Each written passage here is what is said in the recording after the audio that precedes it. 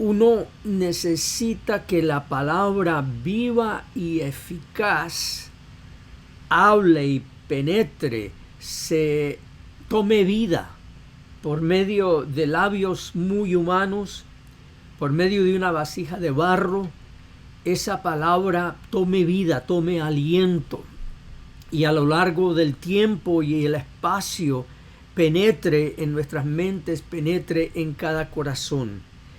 Y eso es lo que pedimos en oración, eso es lo que Rochi pedía en oración, y cada uno de ustedes pida de esa manera por los siervos que van a presentar la palabra, que podamos ser fieles a ese soplo del Espíritu Santo que trae su bendición a cada uno de nosotros, para que esa palabra llegue a sus corazones. Estamos en Filipenses, terminando este primer capítulo de Filipenses. Como ustedes recuerdan, el miércoles pasado nosotros vimos este gran conflicto que sufría el apóstol Pablo allí en la cárcel de Roma, porque ustedes recuerdan que los creyentes de Filipos habían enviado una ofrenda para el sostén y el mantenimiento del apóstol Pablo allí en esa cárcel de Roma.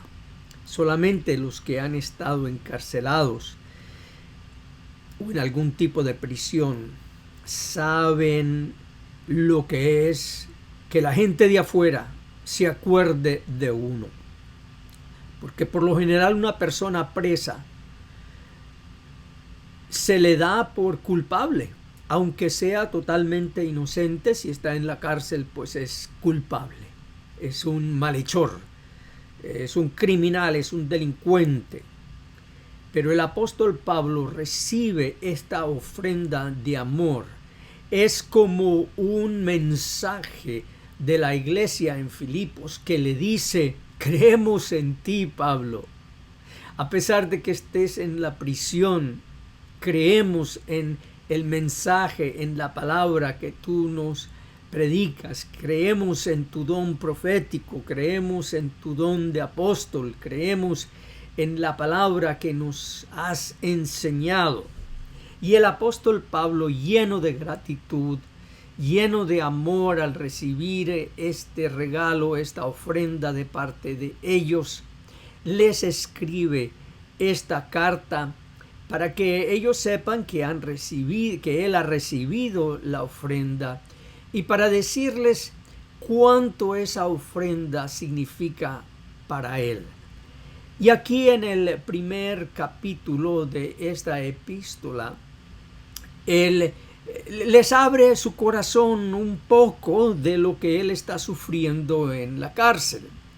Y vimos cómo al final de esta epístola él les dice: tengo acá pues los problemas de ser un preso en esta cárcel, pero hay algunos que añaden a mi dolor, a mi sufrimiento, o quieren añadir a mi sufrimiento, tomando ventaja, aprovechando esta ocasión en que yo estoy encerrado, para entonces decir que, bueno, finalmente ellos tienen oportunidad de predicar el evangelio, porque antes yo tenía todo la tarima, por así decirlos, y ellos ahora pues están predicando el evangelio, pero quieren añadir a mi sufrimiento,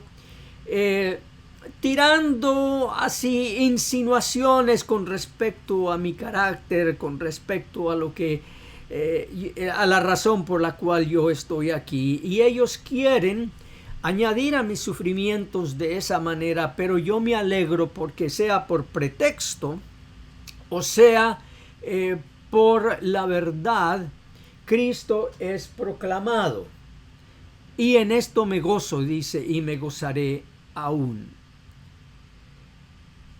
Y luego él les habla de esta nueva situación, este conflicto que él tiene, del cual nosotros ya hablamos la vez pasada. Es un gran conflicto y el apóstol Pablo les abre su corazón para decirles de qué se trata este conflicto. Y él va poco a poco a introducirles. Ya nosotros vimos cuál era ese conflicto, pero aquí hay más tesoro que escarbar. Y en el versículo 19 él les dice: porque sé que por vuestra oración y la suministración del Espíritu de Jesucristo, esto resultará en mi liberación. Bueno, aquí hay mucho, especialmente cuando nos detenemos a ver el significado de cada palabra, porque como ustedes saben, todo esto fue escrito en griego, y al ver en un diccionario el significado de estas palabras, nos abre una puerta que deja entrar luz en el significado de lo que Pablo le dice aquí a los filipenses. Esta palabra oración es una oración de súplica. No es una oración de labios, no es una oración que se repite así nomás. Esta palabra oración aquí, porque hay varias palabras para oración en el Nuevo Testamento. Esta palabra oración es de una súplica ferviente. Y el apóstol Pablo dice: yo sé que vuestras oraciones no son de labios para afuera, no son repeticiones, nacen del corazón, son muy sentidas. La manera como ustedes oran por mí. Ojalá nosotros tuviéramos una grabación de esas oraciones de los hermanos en Filipos por el apóstol Pablo. Señor, que él debe de estar sufriendo allí. La soledad, el sentimiento de abandono que él debe sentir. Visítalo, Señor, que tus ángeles estén allí para suministrarles. Es decir, ellos oraban fervientemente por él, así como los hermanos oraban por Pedro cuando Pedro estaba encarcelado. Eran súplicas fervientes. Y dice: y la suministración del Espíritu de Jesucristo. Esta palabra suministración es la palabra que se usaba en aquel entonces cuando llegaban los soldados al frente de la batalla con víveres, con recursos, con alimentos, con provisiones. Y el gran gozo que sentían los soldados allí al frente de la batalla, con el enemigo por un lado y el hambre por dentro, y llegaban los recursos. Esta es la palabra suministración, y este es el cuadro que el apóstol Pablo quiere dar allí de su situación. El Espíritu Santo ha llegado con los recursos espirituales para fortalecerme.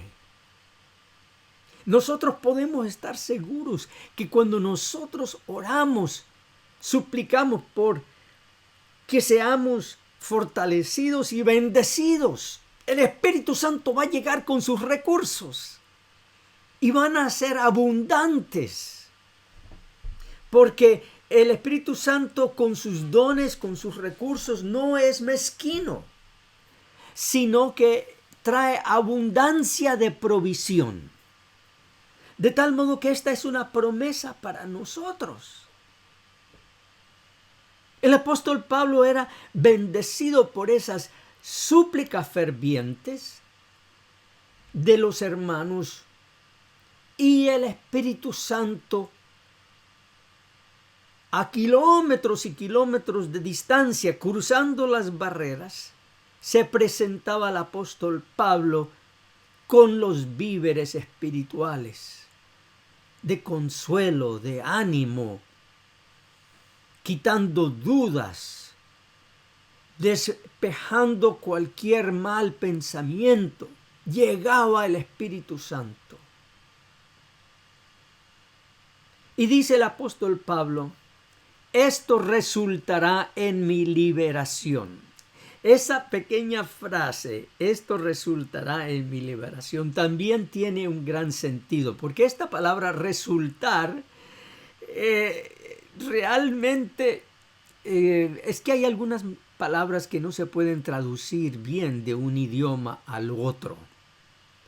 Pero esta palabra significa desembarcar. El apóstol Pablo se veía como si estuviera en un barco allí en esa prisión. Y él usa esta palabra.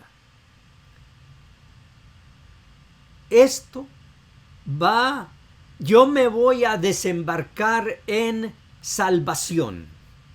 Porque allí liberación significa principalmente salvación. De hecho, algunas versiones al español lo traducen en salvación en vez de liberación. Hay algunos que lo traducen muy estrictamente que seré puesto en libertad de la cárcel, pero el sentido es salvación. Puede ser la salvación espiritual, la salvación eterna, o también la salvación de la cárcel. El apóstol Pablo no sabe cómo se va a desembarcar de la prisión. Así que él dice, sea lo que sea, yo sé que cuando me desembarque de esta prisión, va a resultar, voy a poner pie al bajar de este barco que ha pasado por todas estas tormentas, todas estas oleadas. Yo sé que voy a poner pie en salvación. Ustedes captan el gran mensaje que hay para nosotros acá. Porque nosotros pasamos por estas mismas pruebas, estamos metidos en un barco. Allí donde ustedes están, cada uno sabe el barco en que está metido. Y las tempestades y las oleadas, que a veces lo dejan mareado, a veces nos deja llenos de preocupaciones, pero sépanlo, que pondremos pie en nuestra salvación. Este barco nos va a llevar a los pies de Cristo, a nuestra salvación, sea en esta vida, que esa nube, esas tormentas se disipen y lleguemos a un puerto de salud, a un momento de un estado financiero alegre, próspero, o sea que lleguemos a una situación en nuestras relaciones personales donde todo marche bien con nuestros hijos, el cónyuge, sea donde sea, cuando pisemos tierra, va a ser en nuestra salvación. Y el apóstol Pablo usa esa metáfora, usa esa palabra para decirles a los filipenses que por medio de las oraciones de ellos, por medio de la suministración del Espíritu Santo, él sabe que pondrá pie, va a desembarcar del barco en que está, de su prisión, en la salvación que hay en Jesucristo. Así que es algo precioso. Uno se puede detener en este versículo y asimilarlo y relacionar esa imagen al momento en que estemos pasando en esta vida. Y si nosotros no estamos pasando por un momento de ese tipo de tribulación en nuestra vida, podemos orar para que otros que lo estén pasando sí tengan ese suministro del Espíritu Santo, que les abra los recursos de fe, de esperanza, de amor, de fidelidad, de confianza en Dios, para que tengan toda esa confianza que van a desembarcar en un buen puerto. Ahora él sigue aquí en el versículo 20 diciendo: conforme a mi anhelo y esperanza de que en nada seré avergonzado. Me llamó la atención esta palabra anhelo, porque esta palabra anhelo es la palabra que usaban los atletas en los juegos romanos de aquellos días, en los juegos deportivos, al estar en esos últimos metros de una carrera. Era una ferviente esperanza, un ferviente deseo, un último impulso para llegar a la meta. Entonces el apóstol Pablo también usa esta otra metáfora, conforme a ese ferviente deseo, el deseo de un atleta de llegar a la meta, y esa esperanza de que en nada seré avergonzado. ¡Qué precioso! Pero al usar la palabra avergonzado nos hace ver de algunas de esas luchas que él tenía. Él esperaba que no fuera avergonzado por de alguna manera faltar al evangelio, faltar en fe, faltar en fidelidad, faltar en alguna manera de comportamiento, como él va a decir un poco más acerca de esto, un poco más adelante. Entonces él dice: antes bien, con toda confianza. Allí está el suministro del Espíritu Santo. Como siempre, ahora también será magnificado Cristo en mi cuerpo, o por vida o por muerte. Alabado sea el Señor. Ese deseo que él tenía, ese anhelo, esa esperanza, era que Cristo fuera magnificado. Y aquí él usa esta palabra magnificado. Viene en el griego la palabra que se usa, aquí usa la palabra mega. Mega es una palabra que tenemos en español en algunas ocasiones, que significa muy, muy, muy grande. Megápolis, una ciudad sumamente grande. Así que él pide aquí que Cristo sea hecho sumamente grande en su cuerpo, o por vida o por muerte. ¡Qué tremendo! El anhelo del apóstol Pablo no era que se arreglara su situación financiera, porque ¿qué situación financiera va a tener un preso? Y conforme a sus relaciones personales, pues ¿qué más? Él estaba preso, tenía ahí a Timoteo con él, su familia estaba afuera, tanto su familia personal como su familia de la iglesia, su salud. Pero él solo pide que Cristo, él ni siquiera dice que sea la doctrina de Cristo que sea magnificado en él, sino que Cristo mismo, el Cristo vivo, sea hecho grande en su cuerpo. Eso es asombroso. nosotros también podemos ver a nuestro cuerpo, un cuerpo frágil, débil, tal vez donde hay huellas de enfermedad, hay debilidad de enfermedad, o tal vez en este mismo momento hay el azote de una enfermedad crónica, una debilidad. Pero en ese cuerpo Cristo es engrandecido, es magnificado, es hecho grande. Qué gran deseo por el cual nosotros podemos orar. Señor, que en este cuerpo, que confieso es débil, vulnerable, en mente, espíritu, emociones, es vulnerable en todos lados, Señor.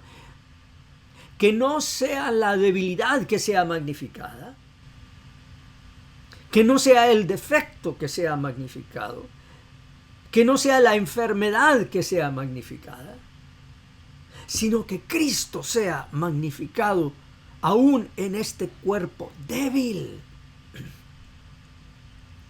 Señor, que así sea en cada uno de nosotros. Es nuestra súplica, es nuestro ferviente anhelo esta mañana, o por vida o por muerte.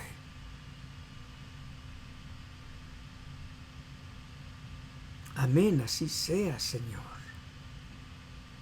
Sea que yo me desembarque en vida o en muerte, Señor, que tú seas magnificado. Y es en este contexto donde aparece el versículo 21, y ya lo entendemos un poco mejor, entendemos toda la fuerza del versículo 21.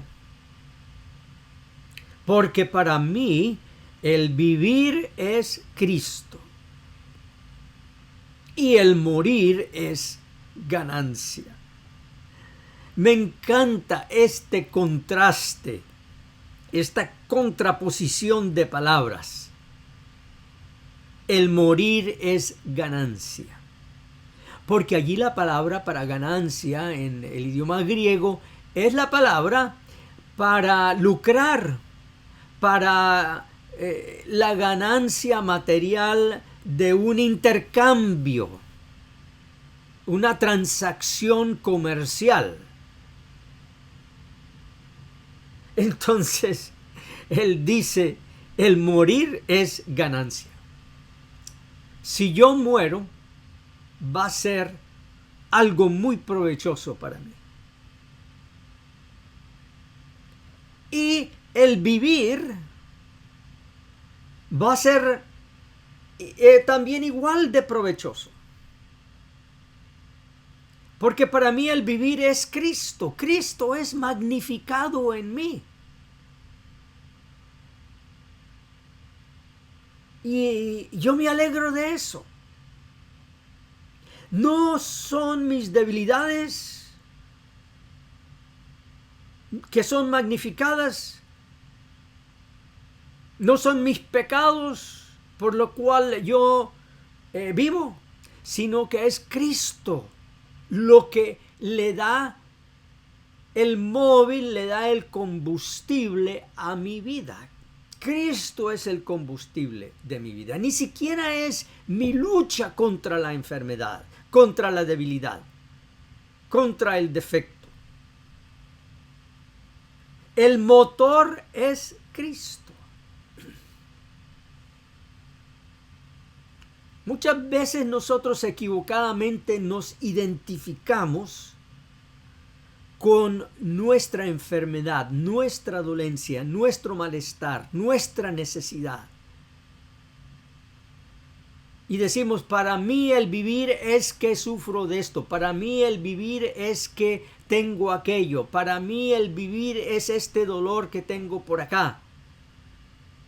Para mí el vivir es esta necesidad financiera que tengo. Para mí el vivir es estos tíos con los que trabajo. Para decirlo a la manera como lo dicen los españoles, ¿no? En español decir un tío es un sutano.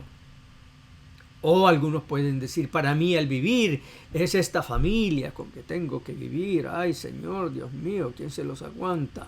Entonces nos identificamos con el problema, pero el apóstol Pablo se identifica es con Cristo. Y él muy bien pudiera decir, para mí el vivir es hacerle frente a esta cárcel, a este frío que tengo acá. No, él no se identificaba con sus prisiones.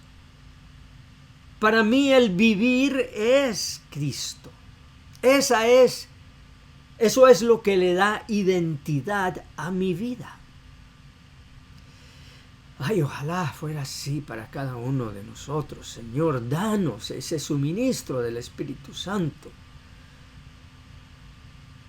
para que a un grado que tú proveas, Señor, en abundancia, la persona de Cristo sea el móvil de mi vida, sea lo que le dé combustible a mi vida. Alabado sea el Señor. Y entonces Él les relata de ese conflicto que Él tiene. Dice, si el vivir en la carne resulta para mí en beneficio de la obra, no sé entonces qué escoger. Se le había dado una elección.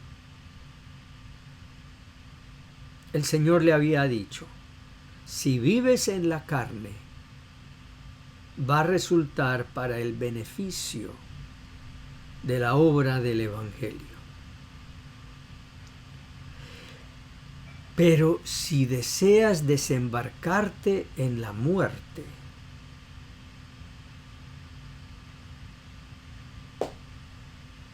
es muchísimo mejor, porque vas a estar libre de todo sufrimiento, ese sufrimiento y el futuro que te espera allí en la cárcel.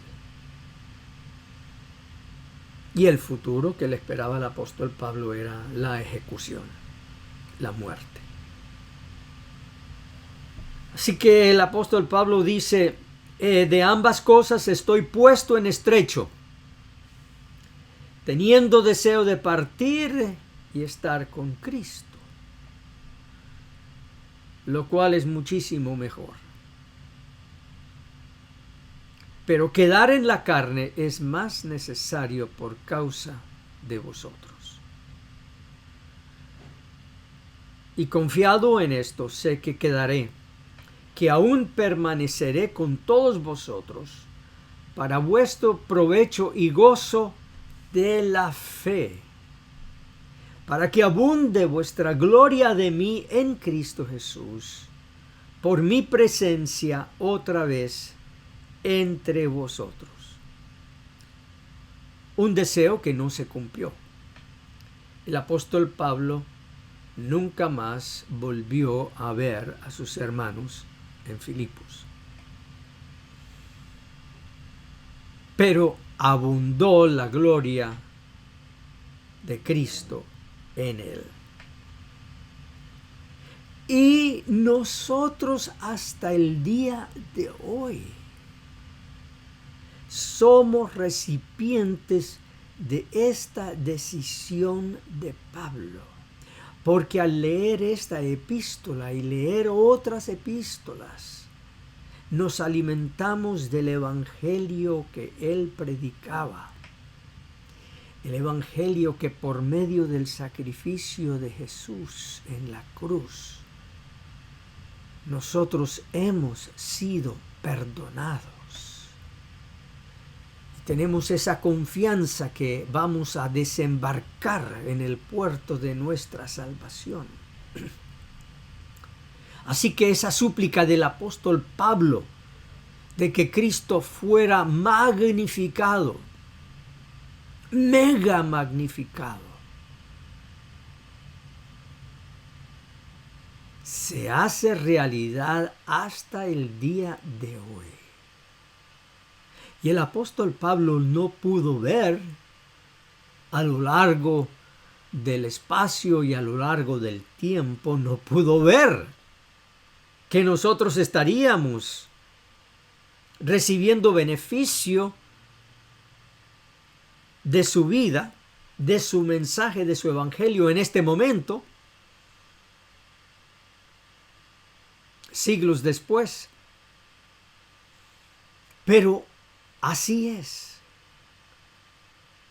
El Señor Jesús concedió su oración y ha sido magnificado en su ministerio hasta el día de hoy, después de su muerte. Por eso Él dice, sea en vida o sea en muerte, Cristo será magnificado. Ahora Él les pide, después de toda este derrame de su corazón, esta apertura de su corazón, Él les dice solamente, yo les pido solamente una cosa a ustedes, que se comporten como es digno del Evangelio de Cristo. Esta palabra comportar también tiene un significado muy preciso en el griego. Esta palabra comportar viene de la palabra ciudadano. Solamente que se comporten como buenos ciudadanos. El apóstol Pablo no deja de pensar que la vida espiritual se vive en la carne, como también en el espíritu. Y en la carne tenemos nosotros estas responsabilidades como ciudadanos diariamente, de cuidar por nuestro prójimo, cuidar por nuestro propio cuerpo, hacer todo dignamente y honradamente. Y él dice que sean buenos ciudadanos para que el Evangelio de Cristo no sufra reproche. Eso es lo que está diciendo acá. El Evangelio de Cristo, esa fe que nosotros confesamos, de que hemos sido perdonados, nos da el privilegio de vivir a la altura de ese evangelio. En nuestra vida diaria de ciudadanos, en nuestras transacciones comerciales, en el ir y venir, en el mercado, en portarnos con el taxista, con el chofer del bus, con la persona que nos vende cosas en el mercado, de no estropear la dignidad de ellos, ni tampoco la nuestra. En cada aspecto de nuestra vida de ciudadanos, vivir a la altura del Evangelio, si lo podemos decir nosotros así como en el lenguaje barranquillero. No la embarremos. Eso es lo que el apóstol Pablo está diciendo acá. No le vayan a echar sucio al Evangelio portándose de una manera como no corresponde al Evangelio. Que nadie pueda decir de ustedes alguna cosa impropia, indebida. Ay, ¿acaso él no es que está siempre hablando de Cristo? Entonces, ¿qué quiere decir esto? Dice, solamente yo les pido que en su vida como ciudadanos se comporten a la altura del alto nombre de aquel que los amó, se entregó por ustedes, derramó su sangre, fue sepultado, resucitó, ascendió a los cielos. Pórtense a la altura de ese evangelio, de esa verdad, para que sea que vaya a veros o que esté ausente, oiga de vosotros que estáis firmes en un mismo espíritu, combatiendo unánimes por la fe del evangelio. luchando para no perder la fe, y en nada intimidados por los que se oponen, que para ellos ciertamente es indicio de perdición. Es decir, la vida de ustedes, para los que se oponen al Evangelio, es indicio de perdición. Qué manera interesante de poner las cosas. Para muchas personas, una vida digna del Evangelio es, sin que nosotros lo querramos o que tengamos la intención de que sea así, es un reproche que les hace ver que están viviendo una vida de perdición, que están perdidos, porque nos ven a nosotros en el barco y que nuestro barco tiene rumbo. Y aunque estemos en necesidades, en apuros iguales a los de ellos, nuestro barco tiene rumbo. Y hay una intencionalidad, hay una dignidad en nuestra vida que no se puede estropear de una manera vana de vivir, con los vicios y los derroches de este mundo que nada tienen que ver con el Evangelio. Entonces el apóstol Pablo les dice que esa vida digna que ustedes viven, para ustedes es indicio de salvación, porque les dice que el Evangelio de Cristo los está constriñendo, los está moldando, los está formando. La vida de ustedes tiene valor, no importa el apuro o el sufrimiento, la vida de cada uno de ustedes tiene un gran valor. Y dice el apóstol, y esto es de Dios. Es decir, estas no son mis palabras, lo que yo les estoy diciendo, esto es de Dios. Y luego les dice algo que los habrá dejado estar pensando. Dice, porque a ustedes les ha sido concedido a causa de Cristo no solo que creáis en Él, sino también que padezcan por Él.